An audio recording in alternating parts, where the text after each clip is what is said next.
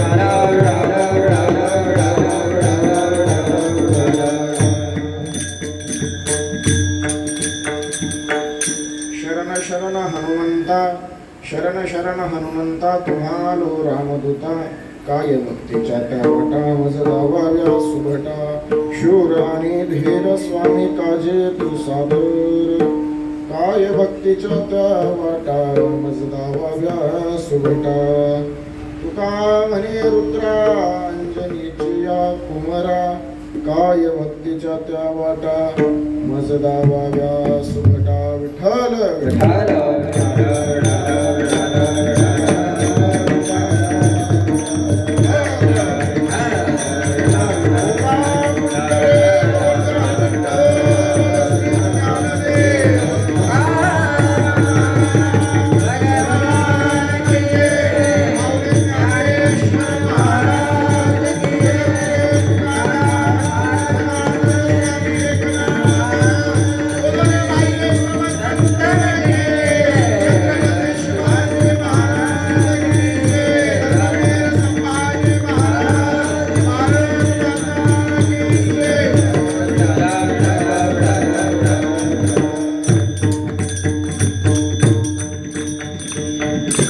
शरण शरण हनुमंता तुम्हा आलो रामदूता काय भक्तीचा त्या वाटा मज लावाव्या सुभटा प्राप्त प्रसंगी कीर्तन नृत्य सेवेकरता सगळा जमलेला जो वर्ग आहे त्या वर्गाला वेगळं काही दुसरा मला वाटतं परिहार देण्याची काही आवश्यकता नाही.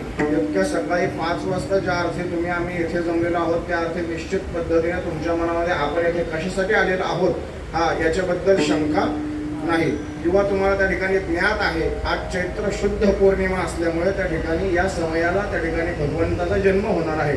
नवे नवे तर भगवंत रूपी भक्ताचा जन्म होणार आहे. त्याकरता त्या ठिकाणी आज आम्ही त्या ठिकाणी येथे जमलेलो आहोत. बरोबर 5:30 वाजलेले आहेत. 5:30 वाजून गेल्याच्या नंतर त्या ठिकाणी आपल्याला बरोबर सूर्योदय समयाला त्या ठिकाणी भगवंताचा जन्म पाहायचा आहे. त्या ठिकाणी धावता अर्थ त्या ठिकाणी आपल्याला अभंगाचा पाहायचा आहे. पण तत्पूर्वी वारकरी संप्रदायाने घालून दिलेले काही दंडक आहेत. त्या दंडकानुसार त्या ठिकाणी भगवंताला नमन करणं हे आपलं आद्य कर्तव्य असल्यामुळे त्या ठिकाणी भगवंताला अगोदर नमन करू. पांडुरंगा करू प्रथम माता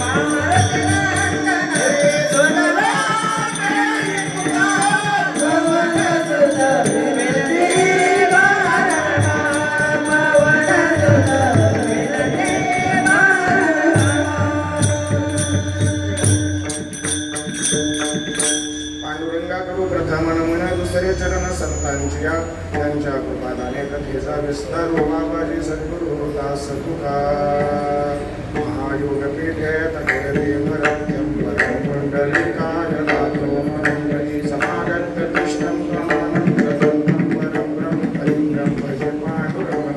ओम नमो ज्ञानेश्वर करुणाकरालया तुमसानुग्रहाला धरो भवनधरो चराचरे एका कुसरे काही जने बोलतो वचने अति भाविका प्रजला धरो चराचरे एका जनार्दने तुमचा दास त्याची आस भगवाने तुमचा अनुग्रह लाभलो आपण झालो चराचरे नमो सद्गुरु तुक ज्ञान दीपा नमो सद्गुरु सच्चिदानंद गुरुवा नमो सद्गुरु भक्त कल्याण मूर्ती नमो सद्गुरु भास्कर पूर्ण कीर्ती कौलोबद्ध जटां सुवर्गपटां संसक्त मूलच्छटां अच्छिन्नावर संकटां मुखपटां मध्यस्थबोधातटां सीता संनिकटां सलक्ष्मणो भटां वामाङ्गतुनोत्कटां रामाख्यां प्रकटां कृतो कृतजटां देवीं भजे टव्यटां मनोजवं मारुतुल्यवेगं जितेन्द्रियं बुद्धिमतां वरिष्ठं वातात्मजं वानरयुद्धमुख्यं श्रीरामदूतं शरणं प्रपद्ये मस्तकमाझा पायावती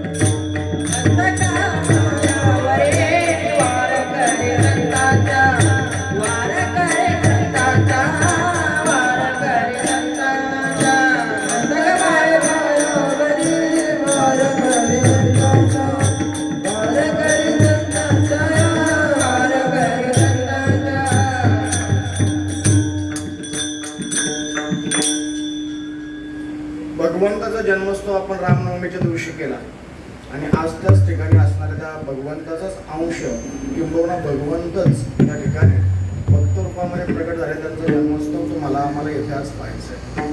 गेले 71 वर्ष अविरतपणे चालत आलेला अखंड हरिनाम सप्ताह आणि सप्ताहाचं त्या ठिकाणी जो पाया रस्ता ते वैकुंठवासी त्या ठिकाणी गौरी बाबा असतील, कोंडाजी बाबा डेरे असतील आधी करून ही सेवा यापूर्वी ज्या ज्या मंडळींनी केली त्याच्यामध्ये आद्य नाम घ्यायचं झालं तर त्या ठिकाणी किसन महाराज पानसरे असतील काय आणि आधी करून त्या ठिकाणी शास्त्री बाबांनी बरेच दिवस त्या ठिकाणी हनुमान जन्माची त्या ठिकाणी सेवा केली. नायकरे बाबा असतील सगळेच त्या ठिकाणी मंडळींना त्या ठिकाणी चरणावरती नतमस्तक हो आणि या सत्य असलेल्या त्या ठिकाणी गौरव भजन मंडळाची ज्यांच्याकडे धुरा आहे ते त्या ठिकाणी माझ्या डाव्या हाताला उभे असणारे आमचे कालेकर बाबा सगळ्यांच्या त्या ठिकाणी पूर्ण आशीर्वादातून गौरी बाबा भजन मंडळातून कोण ना कोणतरी त्या ठिकाणी प्रतिनिधित्व करत त्या ठिकाणी पुढे येते आणि हे किंबहुना त्या ठिकाणी असणारा जो पाया आहे तो मजबूत असल्यामुळे त्या ठिकाणी हे साध्य होऊ शकत नाही. कुठेतरी त्या ठिकाणी त्या संतांचा फार मोठा त्या ठिकाणी ठेवा असावा म्हणून त्या ठिकाणी आज हे आपल्याला लाभते. नाहीतर आपलं काही ह्याच जन्मामध्ये एवढं मोठं पुण्य नाही की त्या ठिकाणी या गादीवरती उभं राहावं, परंतु त्या ठिकाणी थोर संतांच्या त्या ठिकाणी विभूती त्या ठिकाणी इथं होऊन गेल्या. त्या प्रत्येक संतांचं त्या ठिकाणी कार्य त्या ठिकाणी या भूमीला त्या ठिकाणी स्पर्श होऊन त्या ठिकाणी गेलं आणि त्याचीच पुण्य त्या ठिकाणी आपल्याला लागले म्हणून त्या ठिकाणी आज आपण इथे त्या ठिकाणी हा कार्यक्रम उत्सव करण्यासाठी उपस्थित आहोत. म्हणून मला असं वाटतं की तुका म्हणे काही न घडता सेवा पूर्व पुण्य ठेवा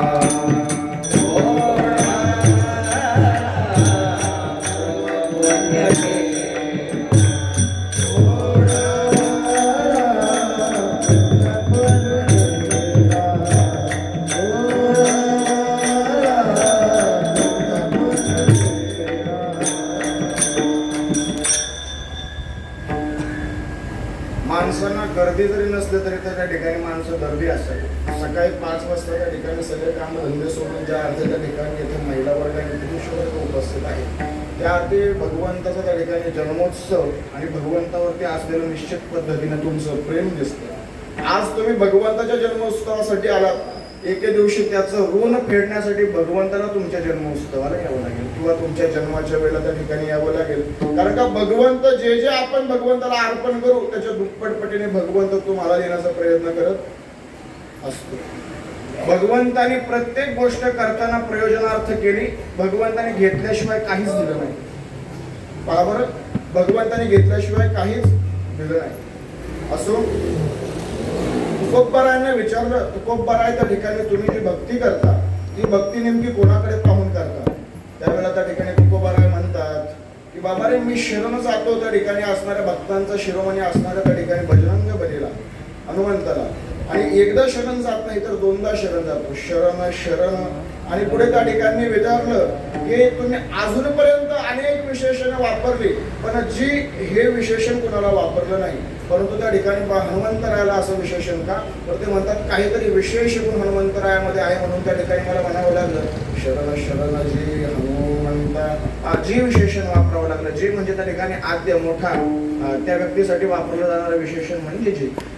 मग जी हा शब्द त्या ठिकाणी हनुमंतरायांना खास करून तुकोबारायांनी वापरला. शरण शरण जी हनुमंता तुम्हारो रामदूता. हा त्या ठिकाणी बजरंग बली जरी असले तरी त्या ठिकाणी त्यांची ख्याती रामदूत म्हणून आहे, म्हणून त्या ठिकाणी पुढे म्हणतात तुम्हारो रामदूता. आणि मग त्या ठिकाणी पुढे गेल्याच्या नंतर एकदा का माणसाला मस्का लावला, थोडीशी त्याची स्तुती केली की मग त्या ठिकाणी माणसं आपलं काम काढून घेतात. त्या पद्धतीने तुकोबाराय म्हणतात मी जास्त वेळ काही दवडला नाही, मी लगेच त्यांना काय विचारणा केली, काय भक्तीच्या त्या वाटा मजदाव्या सुभटा. माझं एवढंच काम आहे हनुमंतराय, तुम्ही ज्या पद्धतीने त्या ठिकाणी भक्ती केली ती भक्ती फक्त मला सांगून द्या, त्याच पद्धतीने मी देखील भक्ती करेल आणि भगवंताला आपलंसं करून घेईल. असं म्हटल्याच्या नंतर त्या ठिकाणी हनुमंतराय म्हणतात बरं ठीक आहे. त्या ठिकाणी मग माणसाला एवढं म्हणल्याच्या नंतर त्या ठिकाणी जर पोट भरलं नाही की पुन्हा स्तुती करावी लागते की नाही. मग त्या ठिकाणी तुकोबाराय अजून त्या ठिकाणी थोडीशी स्तुती हनुमंतरायाची करू लागले. ते म्हणतात शुरा आणि धीर स्वामी काजे तू सादर. मग त्या ठिकाणी ते म्हणायला लागले हनुमंतराय अहो तुम्ही शूरही आहात, धीरही आहात आणि स्वामीच्या सेवेमध्ये त्या ठिकाणी तत्पर देखील आहात. आणि मग असं म्हटल्याच्या नंतर त्या ठिकाणी तुकोबारायांनी हनुमंतरायांची छाती अजून त्या ठिकाणी मोठी झाली. शूर आणि धीर स्वामी काळजी तू सादर. वा वा वा तुकोबाराय, अगदी तुम्ही तुमच्या जिभेवरती साखर ठेवल्यासारखे माझी स्तुती करू लागले हो. मग त्या ठिकाणी म्हणतात देवा अरे खरं आहे तेच सांगतोय तुला, मी काय माझ्या पदरचं सांगणार आहे का? नाही. त्या ठिकाणी अहो तुम्ही साक्षात भगवंत आहात, तुम्हाला सगळं माहिती आहे. म्हणून मग शेवटला म्हणतात तुका म्हणे रुद्रा अंजनीचे या कुमारा आणि काय भक्तीच्या त्या वाटा मज दावाव्या सुबटा. विठ्ठल विठ्ठल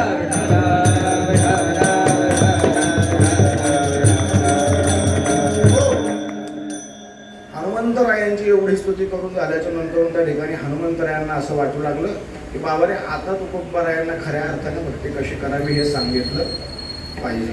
बरं, भक्तीमध्ये त्या ठिकाणी 9 प्रकार सांगितले नारद सूत्रामध्ये. किती? 11. 11 प्रकार सांगितले. त्याच्यातले त्या ठिकाणी अनेक प्रकार त्या ठिकाणी आपण भगवंताच्या भक्तीसाठी वापरत असतो.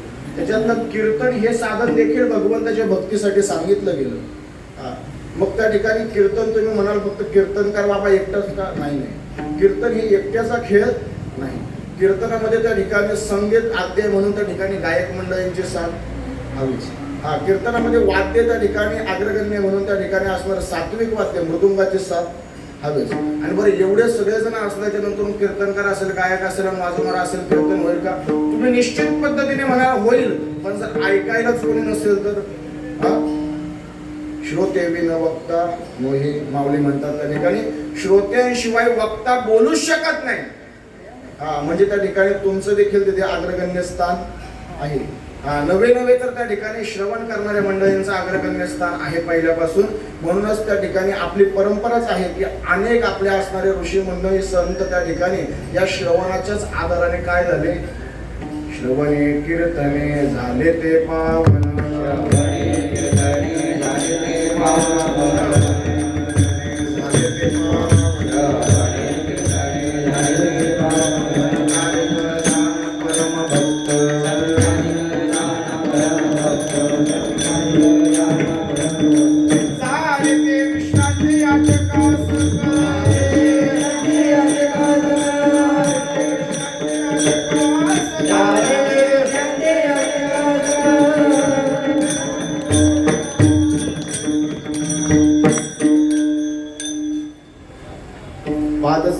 श्रवणे कीर्तने झाले ते पावन. सनकाधिक जाण परमभक्त झाली ते विश्रांती याचका सकळ.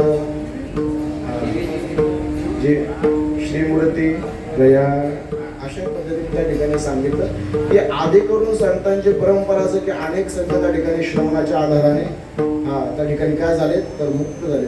म्हणून या अंगाने जो जो त्या ठिकाणी कीर्तनाचा अंग होईल किंवा कीर्तनामध्ये सहभागी होईल तो तरुण जाईल असं समाधी प्रकरणामध्ये कोणी सांगितलंय, नामदेवराय यांनी सांगितलंय. जो जो करील कीर्तन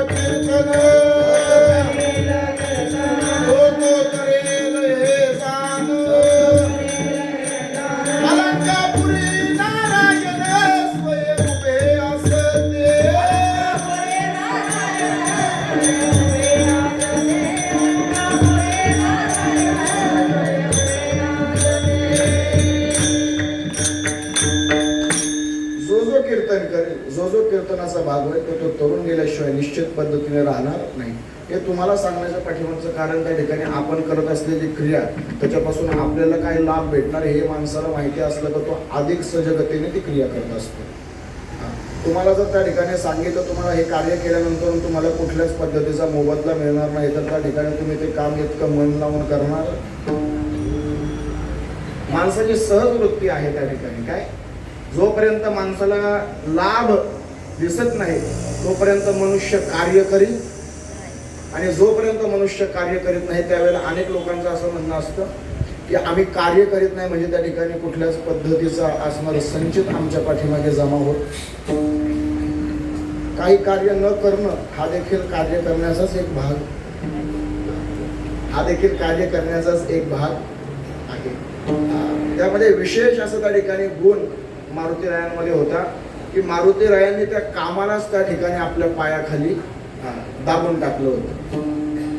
कामालाच काम बांधवडे काळ घातला तोडरी, काळ घातला तोडरी,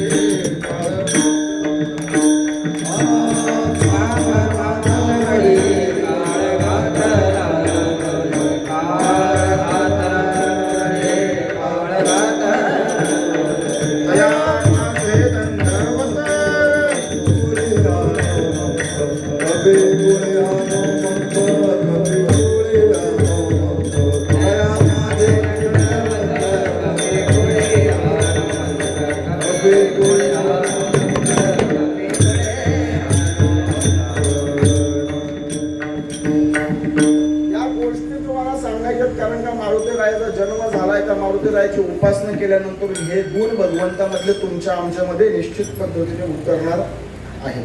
भगवंताच्या सानिध्यात गेल्यानंतर त्या ठिकाणी ज्या ज्या गोष्टीच्या आपण सानिध्यात जाऊ त्या त्या गोष्टीचे काहीशे गुण तुम्हाला आम्हाला त्या ठिकाणी मिळत असत.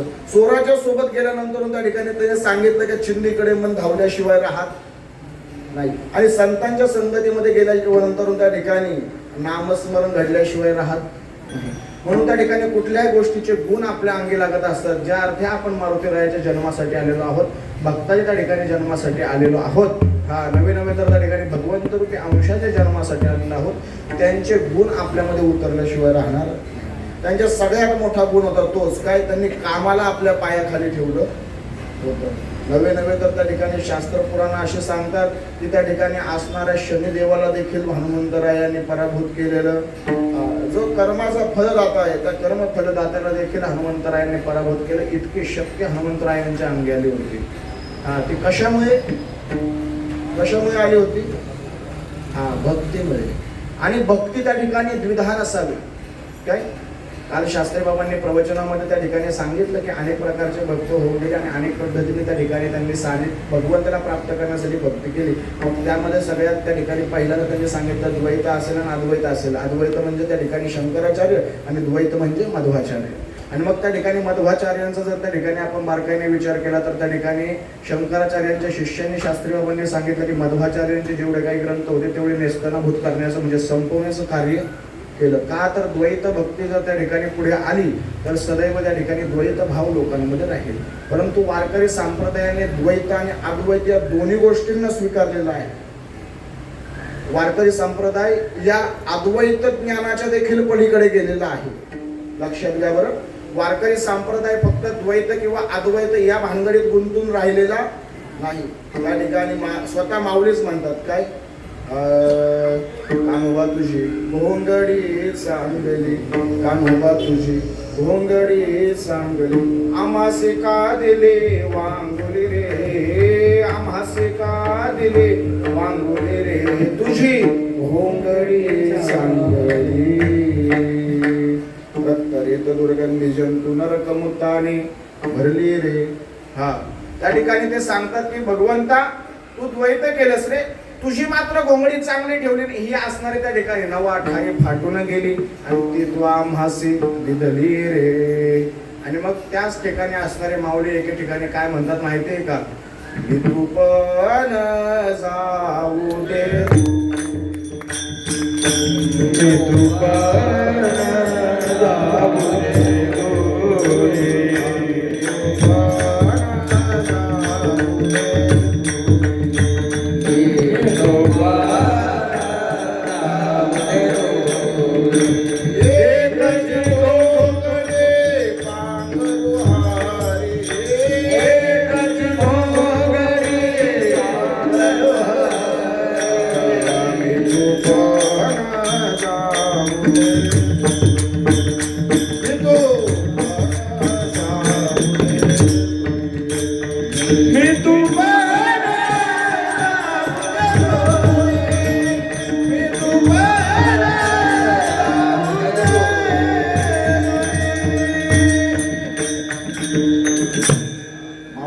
काय सांगितलं, मी तू पण जाऊ दे दुरीने एकची घोंगडी पांघरू हरी. म्हणजे त्या ठिकाणी वारकरी संप्रदायामध्ये दोन्ही पद्धतीच्या भक्ती संतांनी केलेल्या तुम्हाला आम्हाला दिसून मी भक्त तू देव ऐसे करे, मी भक्त तू देव, मी वासुदेव तत्वत असं जरी तुकोबराय म्हणत असले तर त्या ठिकाणी आधी करून संत म्हणतात भगवंता त्या ठिकाणी अद्वैतामध्ये ती मजा नाही जी द्वैतामध्ये आहे.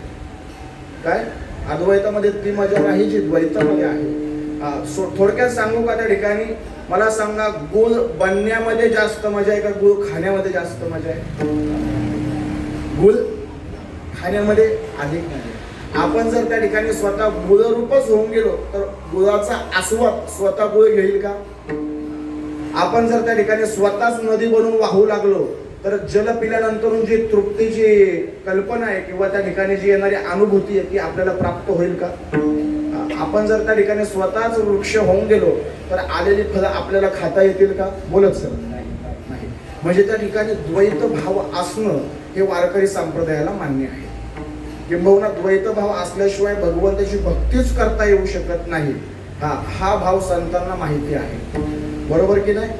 म्हणजे कुठेतरी भक्त आणि देव या दोन वेगळ्या गोष्टी जर असतील तरच भगवंत रूपी असणाऱ्या त्या ठिकाणी गुळाचा आपण आस्वाद घेऊ शकतो. म्हणजे द्वैत भक्ती वारकरी संप्रदायाला अभिप्रेत आहे. द्वैत भक्ती त्यांनी नाकारलेली नाही. किंवा द्वैत भक्तीतूनच भगवंताचा अधिकाधिक आस्वाद घेता येतो हे वारकरी संप्रदायाला निश्चित पद्धतीने माहीत आहे. परंतु त्या ठिकाणी वारकरी संप्रदायाने हे देखील स्वीकारलं की त्या ठिकाणी भगवंत आणि आम्ही वेगळे नाही. येतो वासुदेव तत्वता बोलो येईल विचारिता आहे ठाऊक भाग्य संता. मी तो वासुदेव तत्वता कधी बोलो येईल विचारिता. म्हणजे त्या ठिकाणी स्वतः भगवंत देखील आहे. अद्वैत भाव देखील त्या ठिकाणी वारकरी संप्रदायाने स्वीकारलेला आहे. हे आपल्याला नाकारता येणार नाही. थोडीस जड जातंय का अजून हलका करून सांगायचं? हा समजतंय ना? शास्त्र अशीच आहे. शास्त्र एकदा कळल्यानंतर किंबहुना त्या ठिकाणी असणारे काही गोष्टी अशा आहेत की ज्या वारंवार केल्यानंतरूनच समजतात. पारायणाला बसल्यानंतरून असणाऱ्या त्या ठिकाणी 9000 ओव्या त्या ठिकाणी तुम्हाला एकदाच समजाव्यात अशातला भाग. ज्या ज्या वेळेला पारायण कराल त्या वेळेला त्या ठिकाणी माऊलींची प्रत्येक ओवी नवीन काहीतरी अर्थ सांगून, काव्यामध्ये ती प्रतिभाशक्तीच असते की त्या ठिकाणी काव्य हे प्रत्येक वेळेला वेगवेगळा अर्थ प्रतिपादन करून सांगत असतं.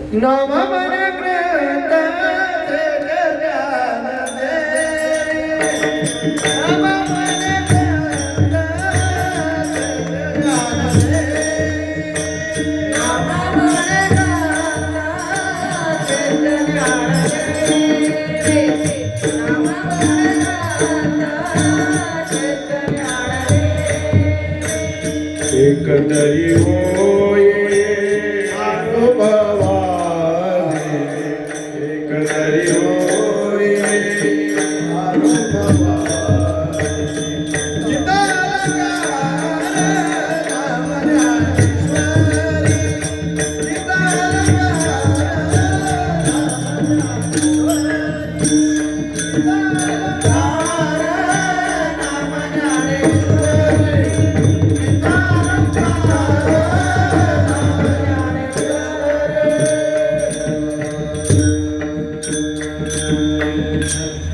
म्हणजे निश्चित पद्धतीने वारकरी संप्रदायाने त्या ठिकाणी द्वैत आणि अद्वैत या दोन्ही गोष्टींचा स्वीकार केलेला आहे.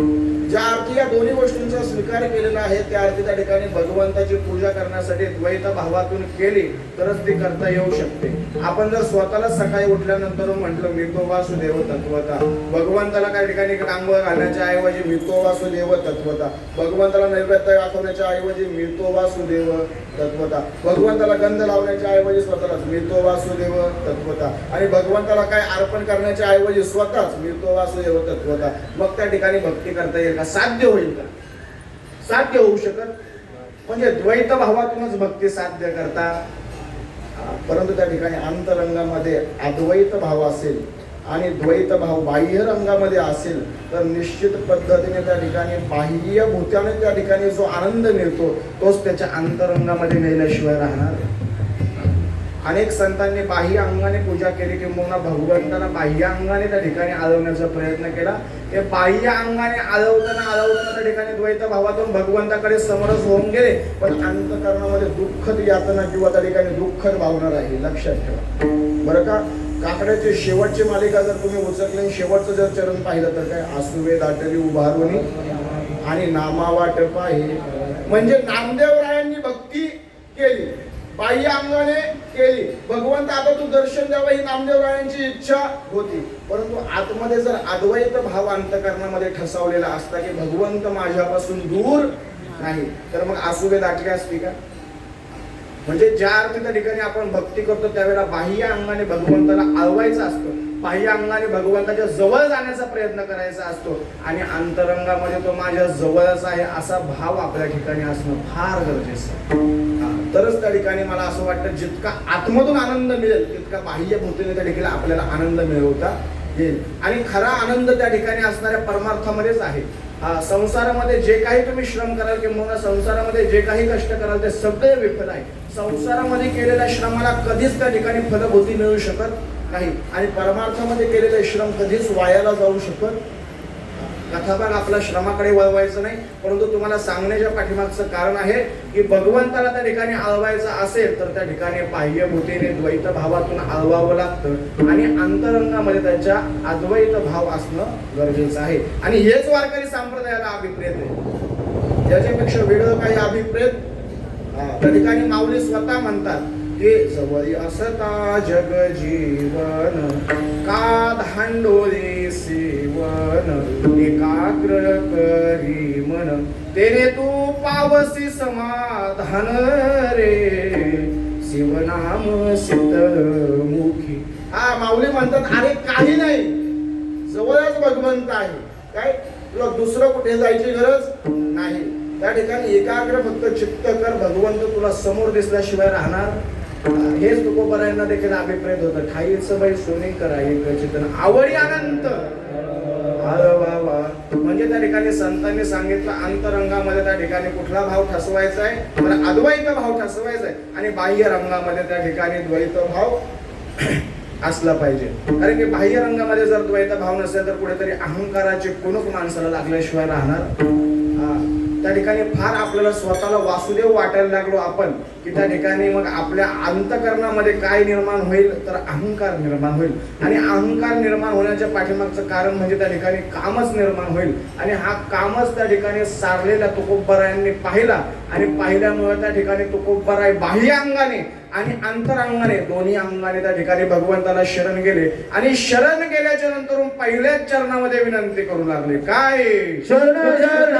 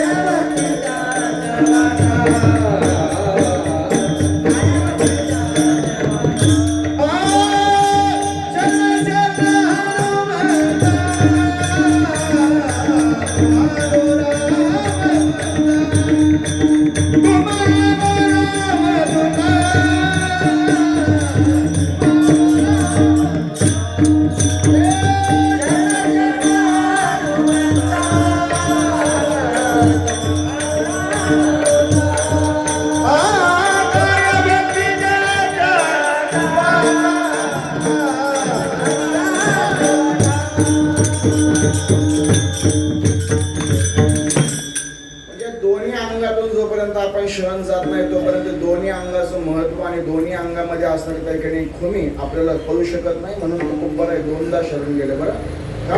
कारण का बाह्य अंगाने त्या ठिकाणी असणारी कुठली भक्ती, द्वैत भक्ती कशी करता यावी यासाठी एकदा शरण गेले. आणि दुसरी भक्ती अंतरंगामध्ये भगवंत स्वरूप स्वतःच राहून त्या ठिकाणी भगवंताच्या नामस्मरणामध्ये कशा पद्धतीने त्या ठिकाणी तल्लीन राहावं हे त्यांना पाहायचं होतं. म्हणून त्या ठिकाणी त्यांनी दुसरी भक्ती देखील त्यांना जाणून घेण्यासाठी त्यांनी काय केलं तर दुसऱ्यांदा देखील शरण गेले. म्हणून एकदा शरण जाऊन थांबले नाही तर दोनदा शरण गेले. का तर देवा असणाऱ्या त्या ठिकाणी हनुमंतरायांना तुकोबाराय विचारणा करू लागले की तुम्ही द्वैत भावाने रामराय असताना त्या ठिकाणी तुम्ही भक्ती केली की नाही. भक्ती करत असताना त्या ठिकाणी तुम्ही इतकी भक्ती केली की तुमच्यासारखी भक्तीच आजपर्यंत कोणी केलेली हनुमंतरायांसारखी भक्ती अजूनपर्यंत कोणी केलेली नाही. अहो त्या ठिकाणी दास्यत्व नावाची भक्ती ही जर पुढं आणली की हनुमंतरायांचं नाव घेतल्याशिवाय पूर्ण होऊ शकत नाही. दास किती दास असावं. स्वामीचा तोंडातून त्या ठिकाणी असणाऱ्या कामगाराचा किंवा त्या ठिकाणी असणाऱ्या नोकराचा पहिला शब्द निघेल आणि शेवटचा शब्द संपेल त्याच्या अगोदर त्या ठिकाणी सेवक सवय उभा असायचा. इतकी भक्ती हनुमंतरायांनी केली. आणि हे मी सांगत नाही माझ्या पदार्थ संत सांगतात. काय दास्यत्व निकट हनुमंत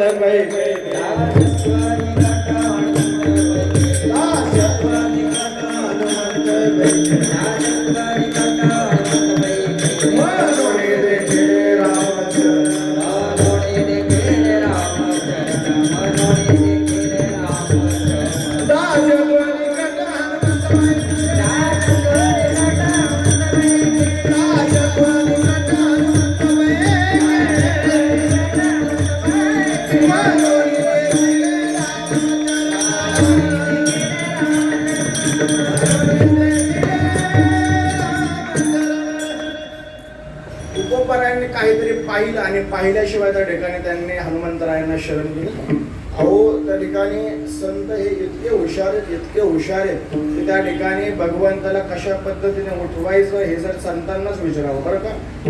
त्या ठिकाणी महिला वर्ग त्या ठिकाणी इथं बसलेला आहे म्हणून सांगतो, जर मुलाला सकाळी उठवायचं असेल महिला वर्ग शाळेत जाण्यासाठी तर तुम्ही काय सांगता बरं? काय सांगता? शाळेत जायचं. काय सांगता? शाळेत जायचं उठ. ज्या स्त्रीने त्या ठिकाणी मुलाला शाळेत जायचंय असं म्हटलं त्या अर्थी त्या ठिकाणी तिला अजूनपर्यंत कळलेलं नाही की मुलाची आवड. जे हुशार आई आहे ती कधीच मुलाला म्हणणार नाही की त्या ठिकाणी उठ शाळेत जायचं. बाळा उठ, तुझ्या आवडीचं आज त्या ठिकाणी हे केलेलं का? कारण त्या मुलाला त्या ठिकाणी शाळा कधीच आवडत नाही हे आईला माहिती. म्हणून त्या ठिकाणी आई, खरी आई जर असेल तर त्या ठिकाणी ती कशी उठवते बाळाला, उठ आज तुझ्यासाठी डब्यासाठी काय बनवलेलं आहे, तुझ्या आवडीचा पदार्थ बनवलेला आहे. आणि मग त्या ठिकाणी संतान एवढं हुशार देखील कोणी नाही. अहो साक्षात भगवंताने त्या ठिकाणी सोंग जर घेतलं झोपायचं तर त्या ठिकाणी संत कसे उठवतात माहितीये का? अरे भगवंता उठ, तुला ज्यांची आवड आहे ना ते तुझ्या दरवाजामध्ये आलेले संत साधूंनी अवघे झाली ती गोळा आणि सोडा सेज सुखा आता पावल्या मुख कमळा. भगवंताला ज्याची आवड आहे त्या गोष्टी अगोदर पुढे करतात. एवढंच नाही, भगवंताला त्या ठिकाणी शंकर भगवान अतिशय प्रिय आहे म्हणून त्या ठिकाणी काय सांगतात, गिरजेचा कांत देखील त्या ठिकाणी समोर आलेला आहे. आता तरी भगवंता त्या ठिकाणी अधिक विशेषता दाखवण्यासाठी सांगतात, पंचारत्या घेऊन देव स्त्रिया येते. अरे आलेले आहेत भगवंत दरवाजाजवळ उभे आहेत, आता तरी उठ. म्हणजे संतांपेक्षा मला वाटतं हुशार कोणी तुम्ही आम्ही म्हटलं असतं उठ बाबा, फार 18 विश्व दारिद्र्य आहे, आता ते दूर करण्यासाठी लवकर दरवाजा. बरोबर आहे का नाही? गुरुवार करता ना तुम्ही मार्गशीर्ष महिन्यातले पुस्तक वाचता की नाही? त्याच्यामध्ये असणारे काय दिसे ना, बोला, शांबाला. बरोबर ना? ती काय म्हणते महालक्ष्मीला? काय म्हणते? काय म्हणते? बोलत चला पटापट, आपल्याकडे वेळ कमी. मला वाटतं तुम्ही गुरुवारवाले दिसत.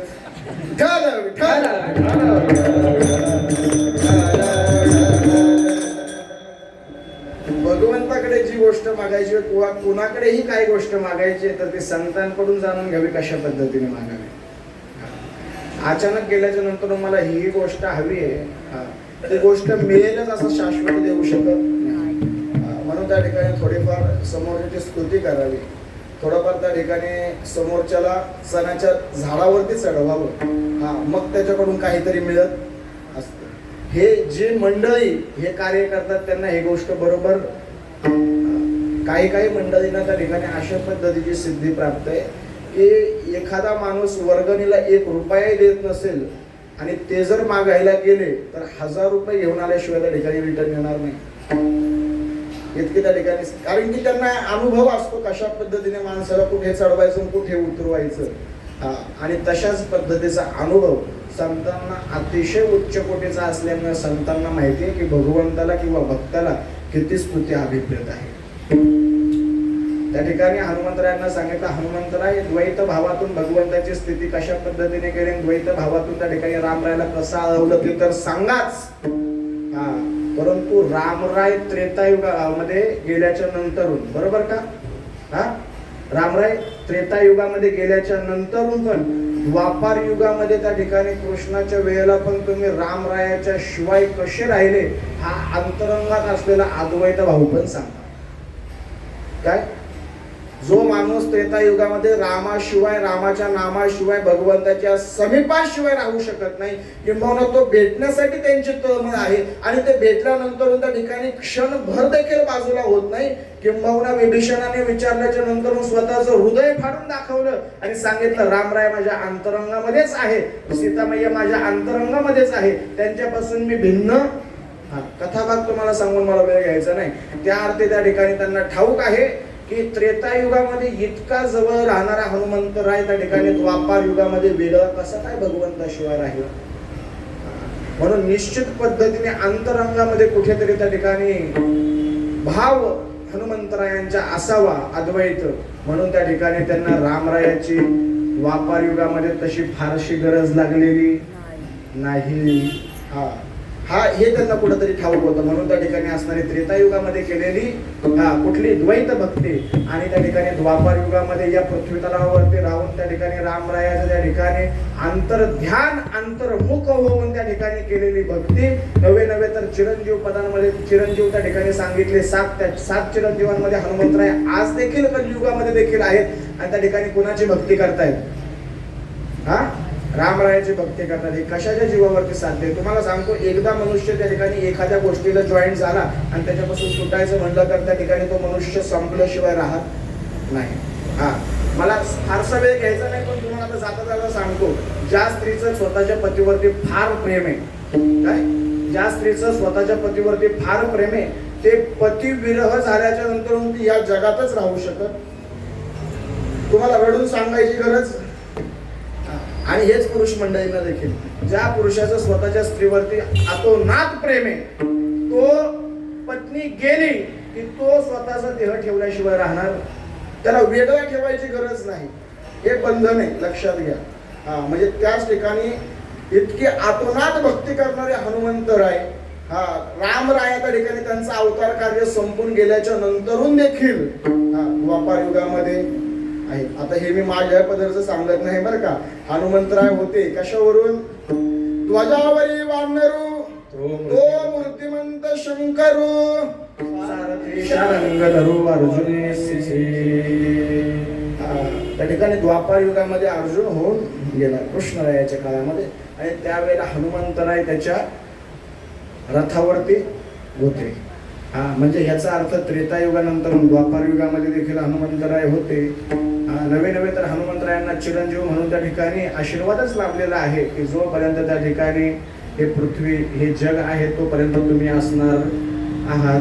आणि मग अशा असणाऱ्या हनुमंतरायांना त्या ठिकाणी त्यांना विचारावं वाटलं तुकोबरायांना की मला ती असणारी अद्वैत भक्ती आणि ती द्वैत भक्ती या दोन्ही गोष्टी त्या ठिकाणी सांगून द्या की जेणेकरून त्या ठिकाणी भगवंत समोर आल्याच्या नंतर भगवंताला कसं आवडायचं हे देखील मला कळेल आणि भगवंत माझ्यापासून थोडाफार दूर झाला असं मला वाटलं तर अंतस्थितीमध्ये कशा पद्धतीने आनंदी राहायचं हे देखील समजेल.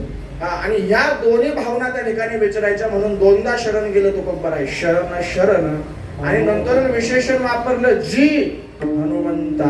शरण शरण जी हनुमंता. त्या ठिकाणी जी हे विशेषण त्या ठिकाणी फार मोठी व्यक्ती असेल तरच आपण वापरत. त्या ठिकाणी एखाद्या व्यक्तीचं नाव घ्यायचं असेल तर त्या ठिकाणी शेडबीट काय म्हणायचं नसेल तर आपण काय म्हणतो सतीश जी.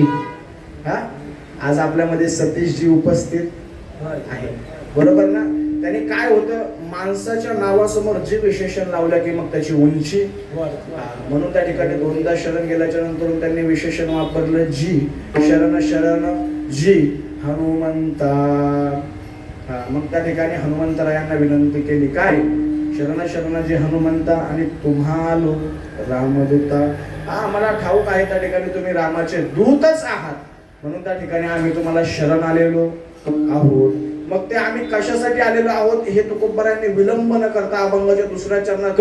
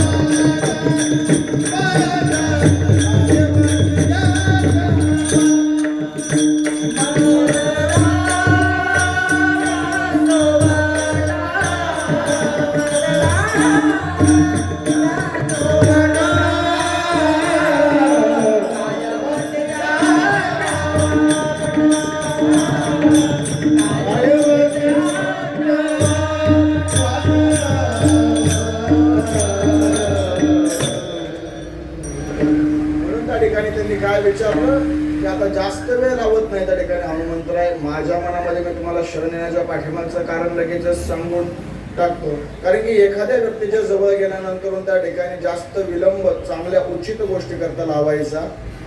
उचित गोष्टी करता विलंब लावला का त्या ठिकाणी काय घडतो बाबा अपयशातून घडल्याशिवाय राहत. विलंब त्या ठिकाणी आपण सगळ्यांनी पाहिलेला आहे रामरायाच्या जन्माच्या वेळेला, बरोबर की नाही.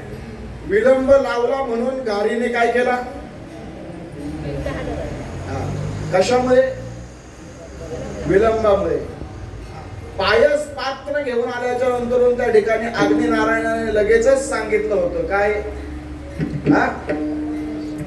काय सांगितलं, हा लगेच भाग करा, लगेच द्या. जर उशीर केला तर त्या ठिकाणी निश्चित पद्धतीने हा विघ्न ओढावेल आणि विघ्न जर ओढवलं तर मग मला काही करता येणार. आणि मग त्या ठिकाणी रामजन्माचा त्या ठिकाणी मला वाटतं तो थोडीसा भाग यावेळेला कमी ऐकायला मिळाला म्हणून तुम्हाला सांगण्याचा प्रयत्न करतोय बरं का. कुठली गोष्ट घडण्याच्या पाठीमागे फार कारणं असतात. त्या ठिकाणी ती घार ही मागच्या जन्मामध्ये कोण होते याचं त्या ठिकाणी नामदेवरायांना विचारणा केली. नामदेवरायांनी हनुमंत जन्माचं जे प्रकरण दिलं त्याच्यामध्ये ते सांगतात ही सुवर्चना नावाची त्या ठिकाणी देवांगना होती, अप्सरा होती. कोण, जी घार. बरोबर तुम्ही म्हणाल कसं काय, त्या ठिकाणी देवांची सभा बसली होती. फार लक्ष देऊन ऐका. देवांची ज्या वेळेला सभा बसली त्यावेळेला त्या ठिकाणी तिथे इंद्रादी देवांसोबत त्या ठिकाणी ब्रह्मदेव उपस्थित होते आणि त्या इंद्रादी देवांमध्ये ब्रह्मदेव देखील त्या ठिकाणी उपस्थित असल्यानंतर त्या ठिकाणी ती सभा पार पडत असताना त्या ठिकाणी तिथे नृत्य करत होती. कोण, ही सुवर्चना नामे देवांगना. ही सुवर्चना नावे असणारी त्या ठिकाणी देवांगना म्हणजे अप्सरा नृत्य करीत होती. त्यावेळेला त्या ठिकाणी तिला एकदा दोनदा त्या ठिकाणी देवांनी सांगितलं की त्या ठिकाणी तुमचं नृत्य थोडंसं थांबवा. त्यामुळे सभेमध्ये विचलितपणा येतोय, विघ्न येतोय, आम्हाला त्या ठिकाणी लक्ष लागत नाही. त्यामुळे त्या ठिकाणी त्याने दोनदा विनंती करून देखील त्या ठिकाणी सुवर्चना नामे असणारी ती देवांगना नाचत राहिली. ब्रह्मदेवाला त्या ठिकाणी राग आला आणि राग आल्याच्या नंतर त्यांनी सांगितलं जा, तू एका ठिकाणावरती राहत नाहीस ना, एका ठिकाणावरती तुला सांगितलं थांब तरी थांबत नाहीस ना. ज्या पद्धतीने पक्षी एका ठिकाणावरती थांबत नाही त्याच पद्धतीने तू या पृथ्वी तलावावरती जाऊन त्या ठिकाणी पक्षीने होशील, असा ब्रह्मदेवाने श्राप दिला बरं का. सुवर्चना नामे स्वर्गेचे देवांगना, सुवर्चना नामे स्वर्गेचे देवांगना, शापे जाना घार झाली.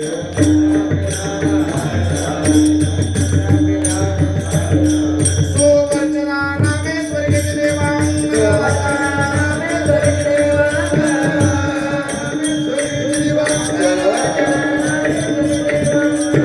शापे जाना घार झाली.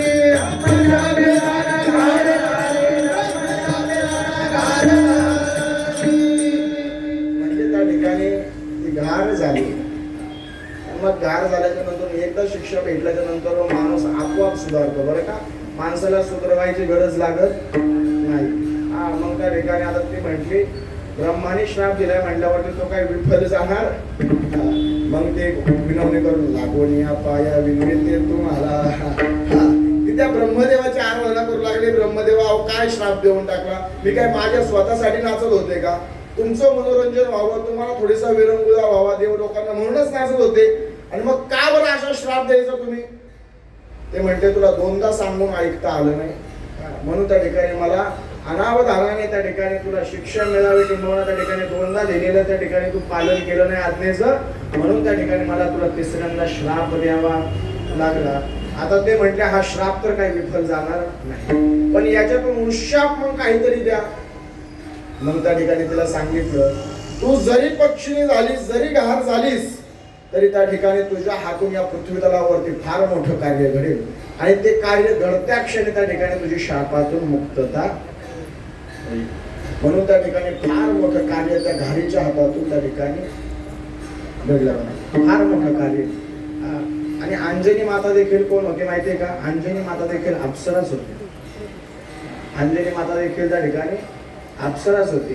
अंजनी माता त्या ठिकाणी स्वर्गामध्ये त्या ठिकाणी अप्सरा असताना त्या ठिकाणी तिने वरतून काहीशी फळं त्या ठिकाणी पृथ्वी तलावरती असणाऱ्या त्या ठिकाणी कोणाच्या अंगावरती फेकली माहितीये का? ऋषीच्या, तपश्चर्या करणाऱ्या ऋषीच्या अंगावरती फेकली.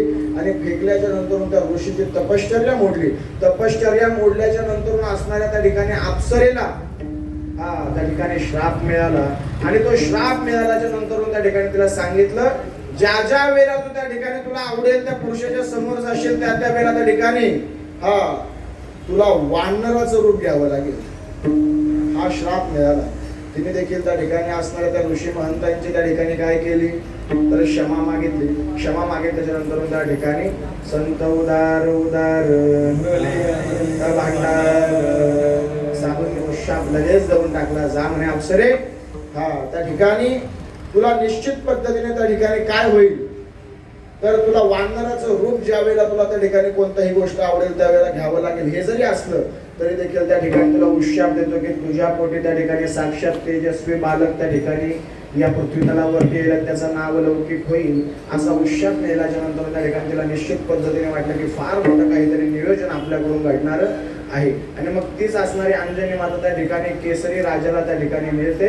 आणि मग त्या ठिकाणी त्यांचा त्या ठिकाणी विवाह संपन्न झाल्याच्या नंतर त्यांना आपल्याला ज्यांचा आज जन्मोत्सव पाहायचा आहे ते बालक येणार आहे, परंतु त्याच्या पाठीमागचा अजून काहीसा भाग पाहणं फार गरजेचं आहे.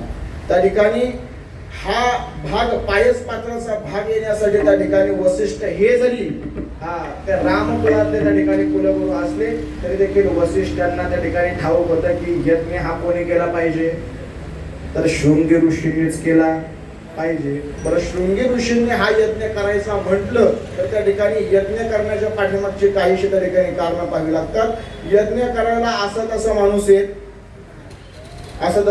येत अहो, साधं उदाहरण पाहायचं झालं तर माझ्या राजांनी अख्खा आयुष्य या मातेसाठी वेचलं, पण राज्याभिषेकाला त्या ठिकाणी असणारा ब्राह्मण कुठून बोलवावा लागला? काशीवरून गागा भट्ट्यांना बोलवावं लागलं की नाही?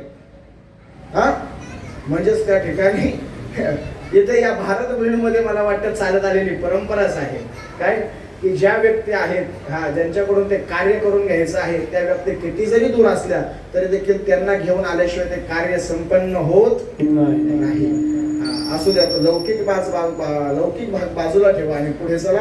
त्या ठिकाणी आता वसिष्ठांना ठाऊक होतं की दशरथ राजाला त्या ठिकाणी पुत्रप्राप्ती नाही म्हटल्याबरोबर त्या ठिकाणी दशरथ राजाला पुत्रप्राप्ती व्हावी यासाठी त्या ठिकाणी एकमेव पर्याय आहे की शृंगी ऋषींनी त्या ठिकाणी पुत्रासाठी पुत्र कामेष्टी यज्ञ केला पाहिजे. बरं, आता हे शृंगी ऋषी त्या ठिकाणी जंगलामध्ये इतके तपश्चर्येमध्ये विभोर होते की त्यांच्या जवळ जाणं देखील त्या ठिकाणी भीती वाटायची, कारण का जवळ गेल्याच्या नंतर जर तपश्चर्या मोडली तर हे बाबा नुसतं बघत्यात शरीर एखाद्याची वाट लावून टाकतात. त्यामुळे शृंगी ऋषींच्या आसपास देखील कोणी जात नव्हतं. बरं, त्यांचे वडील कोण? विभांडक ऋषी. पण त्या विभांडक ऋषींकडे जावं तर माझा मुलगा ब्रह्मचारी असं त्या ठिकाणी त्या विभांडक ऋषींना फार मोठा अभिमान होता. आणि त्यांना जाऊन कसं सांगावं की तुमच्या मुलाचं ब्रह्मचर्य वगैरे सगळं बाजूला राहून आणि त्या ठिकाणी पुत्र कामेष्टी म्हणजे संसाराच्या कामासाठी लागणाऱ्या कार्यासाठी त्याला घेऊन या, सांगता येईल का? एखादा माणूस ब्रह्मचारी त्याला म्हणायचं आम्हाला पोरं बाळ व्हायचे म्हणून या. त्यामुळे ते विभांडक ऋषींना सांगता येईना, तर शृंगी ऋषींना सांगता येईना का बाबा कशा पद्धतीने त्या ठिकाणी तुम्ही या आमच्याकडे त्या ठिकाणी दशरथ राजाच्या घरी पुत्र कामेष्टी यज्ञ करा. आणि मग फार मोठा विचार केल्याच्या नंतर त्यांनी जाणूनपूर्वक त्या ठिकाणी त्यांना कळालं की एक गोष्ट आहे, जोपर्यंत त्या ठिकाणी शृंगी ऋषींच्या आतमध्ये काम भावना उत्पन्न करत नाही तोपर्यंत शृंगी ऋषी काही येणार. आता काम उत्पन्न होण्यासाठी त्या ठिकाणी काय करावं लागेल? त्या व्यक्तीने काहीतरी खाल्लं पिलं पाहिजे. खाल्लं पिलं की त्या ठिकाणी माणसाच्या आतमध्ये काम क्रोध आदी विकार त्या ठिकाणी शिरण्यासाठी काही ना काहीतरी त्या ठिकाणी जागा बरे. आता हे त्या ठिकाणी हवा पिऊन जगणारे हवा खाऊन जगणारे फक्त भगवंताच्या नामस्मरणात तल्लीन असणारे त्या ठिकाणी कोण? विभांडक ऋषी. कशा पद्धतीने त्यांना त्या ठिकाणी ह्या यज्ञासाठी घेऊन यायचं? फार प्रयोजन, फार विचार झाले. शेवटी त्या ठिकाणी देवाने त्या ठिकाणी पर्याय काढला की विभांडक ऋषींच्या आतमध्ये काम भावना उत्पत्ती केली पाहिजे. आणि ती काम भावना जोपर्यंत आपण उत्पन्न करत नाही तोपर्यंत हा यज्ञ सफल होऊ शकत.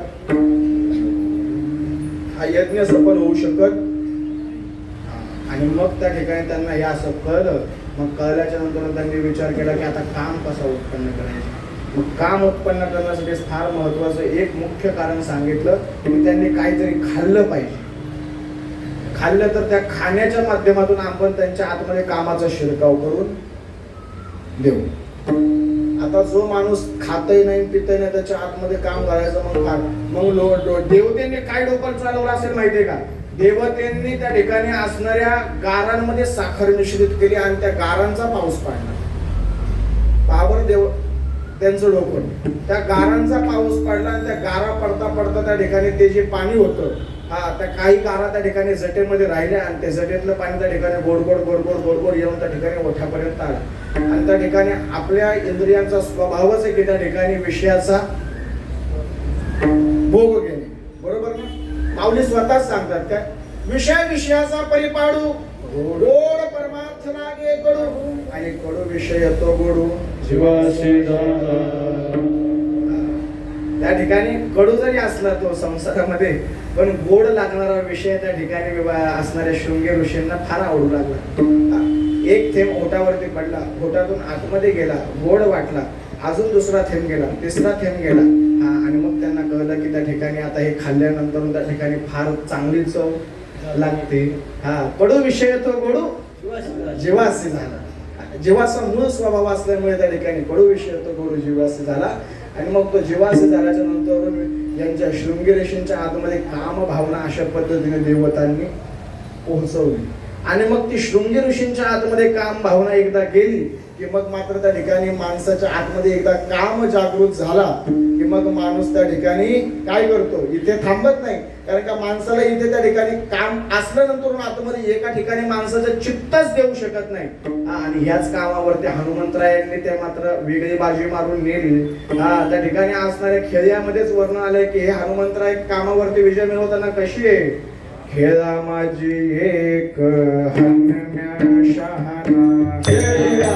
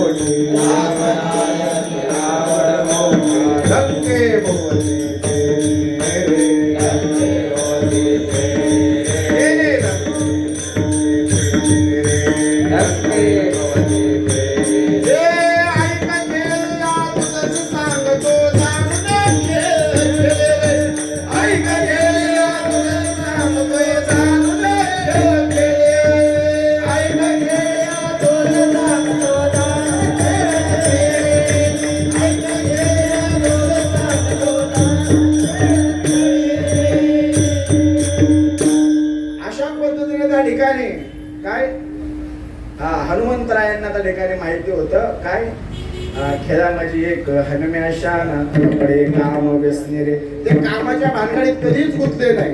आणि मग जिथे कामाची नाही ते क्रोधाची काहीचा येथे काहीचे भांडण रे.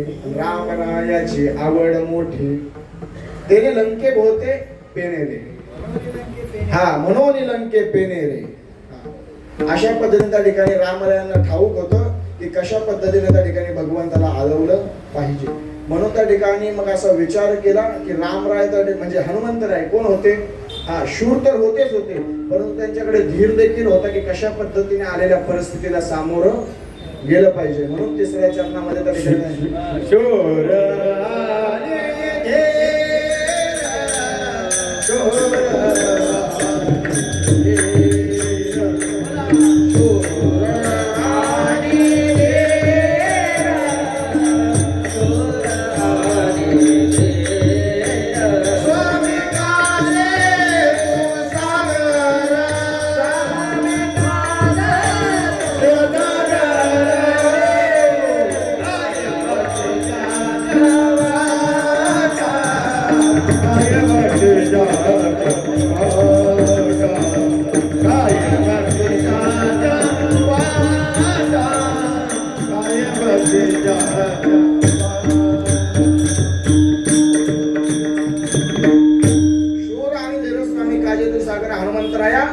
शूर तर आहात, परंतु त्या ठिकाणी कुठल्या परिस्थितीला कशा पद्धतीने सामोरं जायचं म्हणून तुम्ही धीर देखील आहात. आणि फक्त शूर असून चालत नाही बरं का, धीर असणं फार गरजेचं आहे. माझे छत्रपती शिवाजी महाराज शूर तर होतेच, परंतु त्या ठिकाणी ज्या ज्या वेळेला शूर शक्ती कामाला येत नाही त्या वेळेला युक्तीचा वापर करण्याचे देखील त्या ठिकाणी त्यांना काय होते, ठाऊक होते. आणि मला असं वाटतं, काल बडे बाबा बोलताना बोलून गेले त्या ठिकाणी आमचा विषय चाललेला त्यावेळेला की हनुमंतरायांचं त्या ठिकाणी मंदिर नाही असं आपल्याला गाव शोधून सापडणार नाही.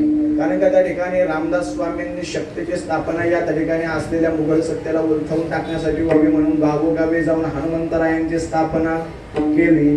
आणि त्या ठिकाणी का केली, कारण का ते शूर तर आहेच, परंतु परिस्थितीमध्ये कशा पद्धतीने सामोरं जायचं कुठल्या परिस्थितीला, याचा अनुभव त्यांच्याकडे बघितल्याच्या नंतर येतो. म्हणून त्या ठिकाणी ते धीर देखील आहे.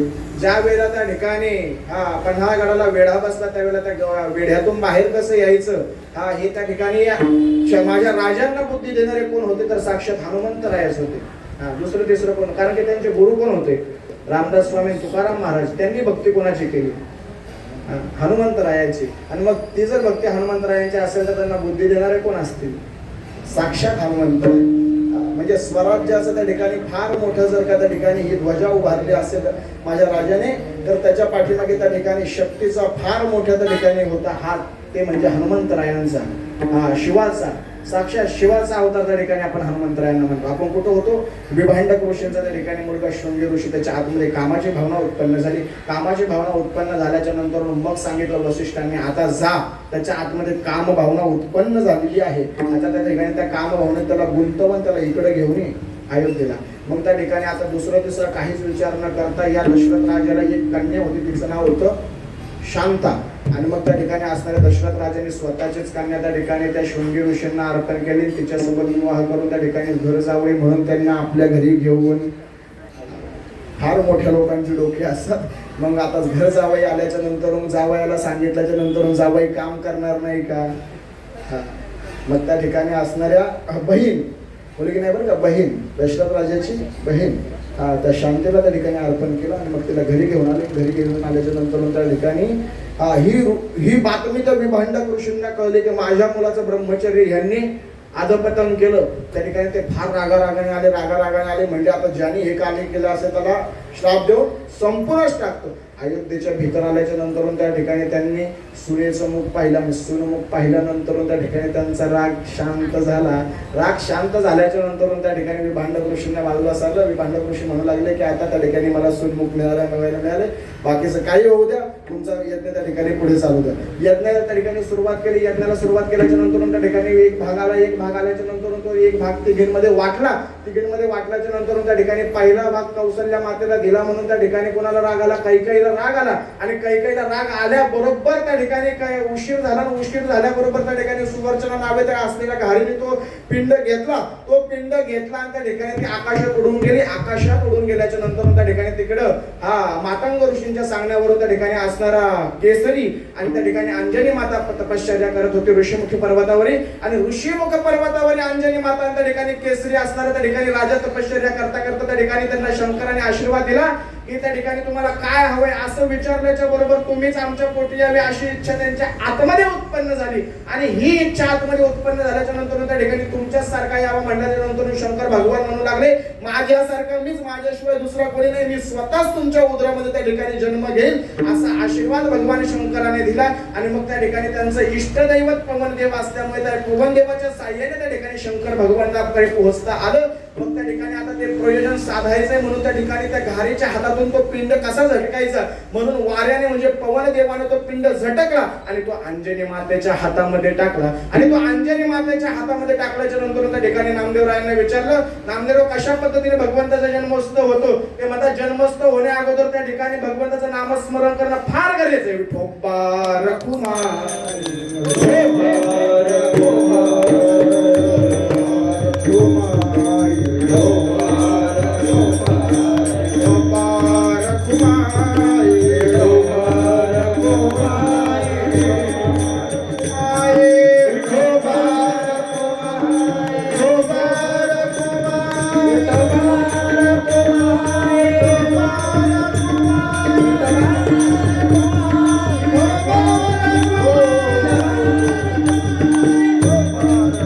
मग असा त्या ठिकाणी हा गजर झाला आणि असा गजर झाल्याच्या नंतर मग त्या ठिकाणी काय झालं पुढे हा असा गजर झाल्याच्या नंतर त्या ठिकाणी रामरायाचा जन्म झाला नामोल्लेख केल्यामुळे हा आणि अशा त्या ठिकाणी आपण पाहिलं की नाही त्या दिवशी हा सुशोभित दाही देशा आनंद नर नारी शेषा सगळ्यांना आनंद झालेला होता त्या ठिकाणी काहीचा कालावधी जो कालावधी त्या ठिकाणी मग नंतर तुम्हाला तुमचा आपण तो भाग बघितला की मग नंतर सुमित्रेने आणि कौशल्याने काहीचा भाग त्या ठिकाणी कैकेयीला दिला आणि भरत शत्रुघ्न कैकेयीस होतं सुमित्रा मातेला लक्ष्मण राय त्या ठिकाणी असणाऱ्या कौशल्य मातेला साक्षात भगवंत प्रभू रामचंद्रांचा जन्म झालेला हे प्रभू रामचंद्र भगवान आणि रामाचा जन्म झाल्याच्या नंतर काहीचा काळ त्या ठिकाणी घालीने प्रसाद तो तिकडे दिला तेवढा त्या ठिकाणी पिरियड आजच्या दिवसामध्ये 3 ते 4 दिवसाचा आपण धरायचा कारण की नवमी नंतर मला वाटतं दशमी एकादशी द्वादशी त्रयोदशी आणि चतुर्दशी असा 5 दिवसाचा कालावधी जाऊन त्या ठिकाणी 6व्या दिवशी येणारी पौर्णिमा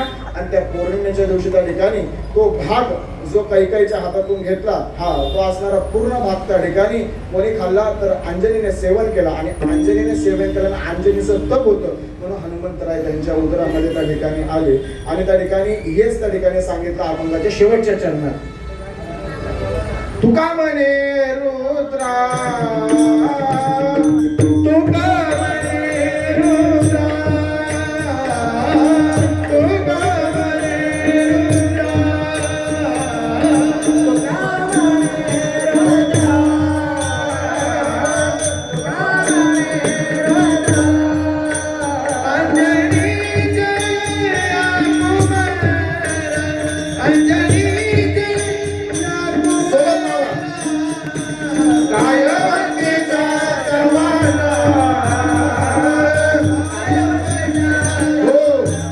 जय कुमार अंजनी एक मिनिट फक्त जन्माचा अभंग होईल आता अंजनी मातेच्या पोटामध्ये त्या ठिकाणी काय येणार आहे भगवंत येणार आहेत आणि मग ते भगवंत येणार आहे त्याचा नामदेवरायांनी उल्लेख कसा केलेला आहे ज्ञानेश्वर माऊली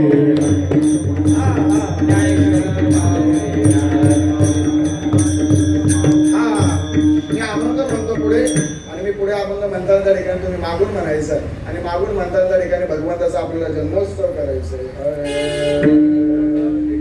पिंडकारीने झडपिला पिंडकारीने झडपिला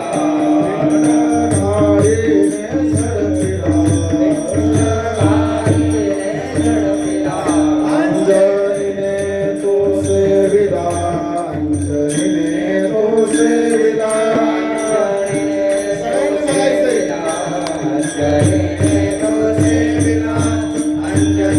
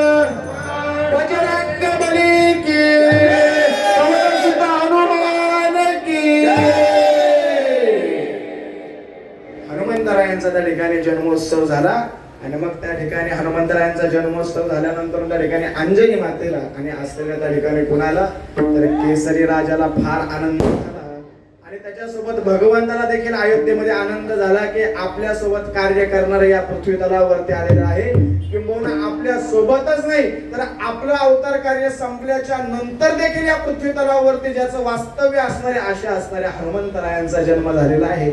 आदी करून भक्तांसोबत भगवंताला देखील त्या ठिकाणी आनंद झालेला आहे आणि सगळ्या संतांना देखील त्यावेळेला आनंद झालेला आहे. कारण का त्रिकाल ज्ञान असलेल्या संतांना माहिती आहे की एक भक्तीची कशी मेळ आहे त्या ठिकाणी ती जर पाहिजे असेल तर ती हनुमंतरायच रोवू शकतात आणि तिच्याकडेच पाहून सगळ्यांनी भक्ती करणं शिकावं म्हणून त्या ठिकाणी हनुमंतरायांचा जन्म झाला. आणि मग हनुमंतरायांचा जन्म झाल्याच्या नंतर त्या ठिकाणी हनुमंतरायांचा त्या ठिकाणी अतिशय त्या ठिकाणी मोठ्या पद्धतीने त्या ठिकाणी जन्मोत्सव साजरा केला. तो जन्मोत्सव गेले अनेक वर्ष मला वाटतं 71 वर्ष त्या ठिकाणी हे मंडळ करत आहे. आणि अखंड हरिनाम सेवा संघाच्या वतीने त्या ठिकाणी आपल्या मला वाटतं अख्ख्या संपूर्ण या घाटकोपर परिसरामध्ये सकाळचा जन्मोत्सव आणि ते देखील कीर्तनात आपल्याच इथे होत असेल. अनेक ठिकाणी जन्मोत्सव केला जातो पण काही ठिकाणी अभिषेक काही ठिकाणी भजन परंतु जी त्या ठिकाणी परंपरा घालून दिली त्या परंपरेनुसार मला वाटतं कीर्तनाच्या माध्यमातून लोकांना श्रवणही करता यावा भजनाचा आनंद देखील घेता यावा अशा पद्धतीने त्या ठिकाणी हनुमंतरायांचा जन्मोत्सव त्या ठिकाणी काय कोण करतंय आपण त्या ठिकाणी आपल्याला घालून दिलेल्या त्या ठिकाणी परंपरेनुसार करतोय. पुनश्च एकदा त्या ठिकाणी मंडळाचे संपूर्ण कार्यकर्ते असतील संपूर्ण कमिटी मंडळी असेल तर सर्वांचं त्या ठिकाणी मी आभार व्यक्त करतो की गेल्या वर्षीप्रमाणे या वर्षी देखील माझा नंबर हलवला नाही हनुमंतरायांच्या त्या ठिकाणी जन्मोत्सवासाठी ठेवला. असं त्या ठिकाणी फार मोठं कार्य किंवा फार मोठं त्या ठिकाणी भाग्य असावे साक्षात भगवंताच्या जन्मोत्सवाचा कीर्तनाची सेवा त्या ठिकाणी माझ्याकडे सुपूर्द केली. अशा पद्धतीने त्या ठिकाणी असणाऱ्या मंडळाचे देखील आभार व्यक्त करतो. इतक्या सकाळी त्या ठिकाणी फार त्या ठिकाणी निष्ठा असणारे हनुमंतरायांवरती प्रेम करणारे तुम्ही सर्वच मंडळी येथे जमा झाली म्हणून त्या ठिकाणी तुमच्या सर्वांच्या चरणावरती देखील मी नतमस्तक होतो. कारण का तुम्ही जर नाही आले तर कीर्तन होऊ शकत लोकच नसतील तर कीर्तन सांगायचं कोणाला. भगवंताला सांगण्यासाठी आम्ही कीर्तन करू परंतु त्या ठिकाणी तुम्ही आल्याच्या नंतर काहीतरी नाविन्याने अभ्यास करून सांगण्याची उमेद मनामध्ये जागृत होते आणि त्या ठिकाणी काहीतरी नवीन कथा नाही काहीतरी नवीन विशेष ज्ञान तुमच्यापर्यंत पोहोचवावं या भावनेतून काहीतरी अगोदर त्या ठिकाणी वाचन करावं लागतं. तेच वाचन करून झाल्याच्या नंतर त्या ठिकाणी तुमच्या समोर मांडता येतं म्हणून त्या ठिकाणी तुमचे देखील आभार व्यक्त करतो. माझ्या उजव्या हाताला ज्यांच्या हातामध्ये चंद्र सूर्य आहे असं त्या ठिकाणी शिंदे महाराज बसलेले आहे. शिंदे महाराजांच्या चरणावरती देखील त्या ठिकाणी नतमस्तक होतो. थोडा उशिरा का होईना पण लहाने बाबांनी त्या ठिकाणी उपस्थिती दर्शवली म्हणून लहाने बाबांच्या चरणी नतमस्तक होतं. ते म्हणजे का सकाळी थोडंसं उशिरा चालू करायचं म्हणलं नाही सकाळी लवकर चालू करून 5ला त्या ठिकाणी चालू करायचा माणूस होता. 5:10 5:15 जरी चालू झालं तरी देखील 15 मिनिटांच्या आत माझी आणि त्यांची दोघांची पंचपदी उरकलेली होती बरं का. फास्ट घेतले कारण का थोडंसं 5-10 मिनिटं लेट झालं म्हणलं कव्हर केली पाहिजे कुठेतरी. त्या ठिकाणी सगळीच मंडळी असतील मग त्या ठिकाणी कालेकर बाबा माझ्या त्या ठिकाणी ह्या बाजूला चौदार महाराज आहे त्यांचं देखील आभार व्यक्त करतो. त्या ठिकाणी इतक्या वयामध्ये मला असं वाटतं यांच्या नंतरून दुसरे चौदार घाटकोपरला लागणं फार मुश्किल आहे. ही 1-2 मंडळी चव्हाण बाबा आणि बाबर बाबा सोडले यांच्या पश्चात त्या ठिकाणी अशी मंडळी भेटणं त्या ठिकाणी चौदार पदासाठी पूर्वी लोक फार अंतकरणातून भक्ती करायची म्हणून स्वतः उभी राहायची पण आता लोकांना फार तसा अंतकरणामधून कळवळा राहिलेला नाही परंतु त्या मानाने देखील त्या ठिकाणी अंतकरणामध्ये कळवळा हनुमंतरायावरती प्रेम करणारे तुम्ही सर्व मंडळी येथे उपस्थित आहात. त्या ठिकाणी माझ्या डाव्या हाताला गटे बाबा असतील आणि खास करून त्या ठिकाणी या वयामध्ये ज्यांना त्या ठिकाणी चालताना काठीचा आधार घ्यावा लागतो ते अख्ख्या कीर्तनामध्ये त्या ठिकाणी उभे म्हणजे कडलक बाबा विना घेऊन बाबांच्या देखील चरणे त्या ठिकाणी नतमस्तक होतो. आमचे भोलेबाबा डोंगरावरून कीर्तनासाठी आले त्यांच्या देखील चरणे त्या ठिकाणी नतमस्तक होतो. भोलेबाबांच्या आधी करून सगळ्यांचा नामोल्लेख त्या ठिकाणी जर का काय राहून गेला असेल काळे बाबांनी चाल लावले आमचे दिगंबर महाराज असतील त्यांच्या साथीला असतील आधी करून सगळ्यांचे कारण की काय एकटायचा नवे खेळ म्हणून मिळ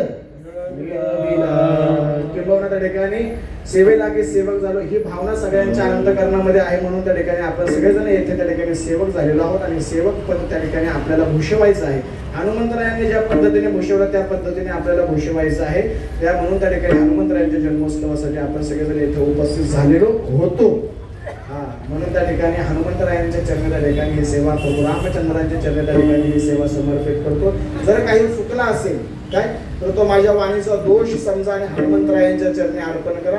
निश्चित पद्धतीने तो दोष घालवण्याचं कार्य हनुमंतराय करतील. तर निश्चित पद्धतीने ज्या चांगल्या गोष्टी असतील त्या मात्र तुमच्या सोबत घेऊन जा आणि त्या ठिकाणी काय करा तर त्या ठिकाणी हनुमंतरायांचं भजन करत चला. हनुमंतरायांचं त्या ठिकाणी काय करत चला, हनुमान चालीसा वाचत चला आणि ती हनुमान चालीसा वाचत असताना त्या ठिकाणी हनुमंतरायांचं भजन करत असताना एकाग्र चित्तेने करा. निश्चित पद्धतीने हनुमंतरायांनी जी भक्ती केली ती भक्ती तुमच्या अंतःकरणामध्ये उतरल्याशिवाय राहणार नाही. ते निश्चित पद्धतीने भक्ती तुमच्या अंतःकरणात उतरो हीच हनुमंतरायांच्या जन्मदिवसानिमित्त त्यांच्या चरणावरती माफक अपेक्षा आहे. हा बस एवढंच म्हणतो.